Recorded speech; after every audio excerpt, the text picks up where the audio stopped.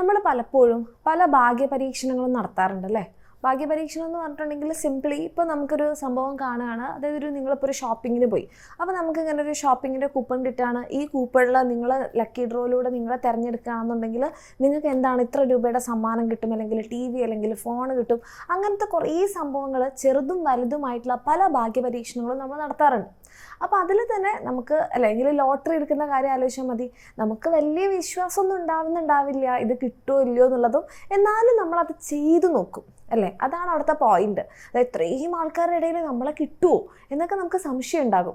പക്ഷെ എന്നാലും നമ്മളത് ചെയ്തു നോക്കും അല്ലേ? അപ്പോൾ നിങ്ങൾ ആലോചിച്ച് നോക്കൂ, അത്രയും ചാൻസസ് വളരെ മിനിമലായിട്ടുള്ളൊരു കാര്യം പോലും നമ്മൾ ചെയ്തു നോക്കുന്നുണ്ട്. പക്ഷേ വളരെയധികം ചാൻസ് ഹൈ ആയിട്ടുള്ളൊരു കാര്യമാണ് നിങ്ങൾ പഠിച്ചു കഴിഞ്ഞാൽ നിങ്ങൾക്ക് മാർക്ക് കിട്ടുമെന്നുള്ളത്. അതെൻ്റെ കുട്ടികൾ ഇനിയും ചെയ്യാൻ തുടങ്ങിയിട്ടുണ്ടോ? ഒന്ന് സിൻസിയറായിട്ട് നിങ്ങളുടെ നെഞ്ചിൽ കൈവച്ചിട്ട് പറഞ്ഞേ, നിങ്ങളത് ചെയ്യാൻ തുടങ്ങിയിട്ടുണ്ടോ? എന്താണ് നിങ്ങൾക്ക് ആ ഉത്തരം എന്നുള്ളത് നിങ്ങൾ കമൻറ്റ് ചെയ്യുക. ഓക്കെ, അത് എന്തോ ആയിക്കോട്ടെ. നിങ്ങൾ ചെയ്യുന്നുണ്ടെന്നാവാം, ചെയ്യുന്നില്ല എന്നാവാം, അയ്യോ ബാക്കി എല്ലാവരും ചെയ്യുന്നുണ്ട് ഞാൻ മാത്രം ചെയ്യുന്നില്ല എന്നാവോ, അങ്ങനൊന്നും ചിന്തിക്കേണ്ട.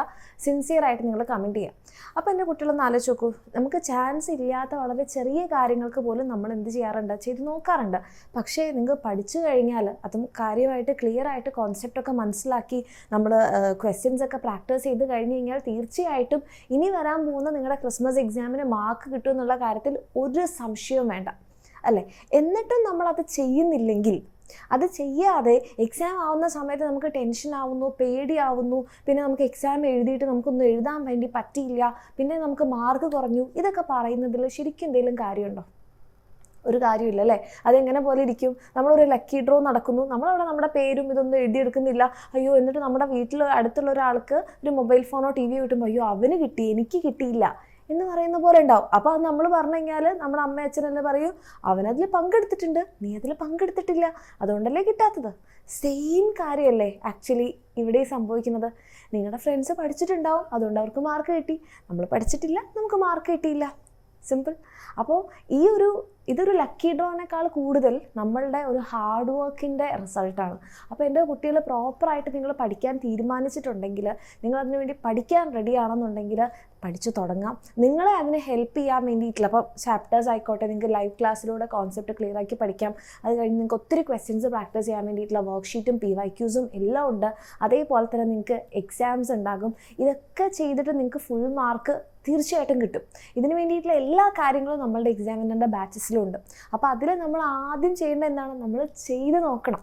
ഓക്കെ, അപ്പോൾ അങ്ങനെ ചെയ്ത് നോക്കാൻ റെഡി ആയിട്ടുള്ള മക്കളാണെന്നുണ്ടെങ്കിൽ നിങ്ങൾക്ക് നമ്മുടെ ബാച്ചസിൽ അഡ്മിഷൻ എടുക്കാൻ താഴെ കാണുന്ന നമ്പറിൽ മെസ്സേജ് ചെയ്യാം. ഇനിയിപ്പം ഇത് ബാച്ചിൽ ജോയിൻ ചെയ്യാൻ വേണ്ടി പറ്റില്ല, അതിനുള്ള പൈസ ഇല്ല, അത് അഫോർഡബിൾ അല്ല എന്ന് നിങ്ങൾക്ക് തോന്നുന്നുണ്ടെങ്കിൽ നിങ്ങൾ എന്ത് ചെയ്യുക, അല്ലാത്ത രീതിയിൽ എൻ്റെ കുട്ടികളെ പഠിക്കുക. ഓക്കെ, നിങ്ങൾ ഏറ്റവും കൂടുതൽ നിങ്ങളുടെ ചാൻസസ് അല്ലേ, നമ്മളിപ്പോൾ പറയാറില്ലേ, നമുക്ക് ഇങ്ങനെ ചെയ്ത് കഴിഞ്ഞാൽ നമുക്കത് കിട്ടാനുള്ള ചാൻസ് കൂടും. ആ ചാൻസസ് കൂട്ടുന്നതാണ് നമ്മുടെ എക്സാമിനറിൻ്റെ ബാച്ചസ്. നിങ്ങൾ എവിടെയും പോയിട്ട് ക്ലാസ്സുകൾ എവിടെ കിട്ടും, ക്വസ്റ്റ്യൻസ് എവിടെ കിട്ടും, ഇതൊന്നും നിങ്ങൾ അന്വേഷിച്ച് നടക്കേണ്ട. എല്ലാം തന്നെ നമ്മുടെ ബാച്ചിലുണ്ട്. അങ്ങനെ നിങ്ങളുടെ ചാൻസ്, നിങ്ങൾക്ക് മാർക്സ് കിട്ടാനുള്ള ചാൻസ് ഏറ്റവും കൂടുതൽ കൂട്ടി നിങ്ങളതിനെ ഹെൽപ്പ് ചെയ്യാൻ നമ്മുടെ എക്സാമിനർ ഉണ്ടാവും.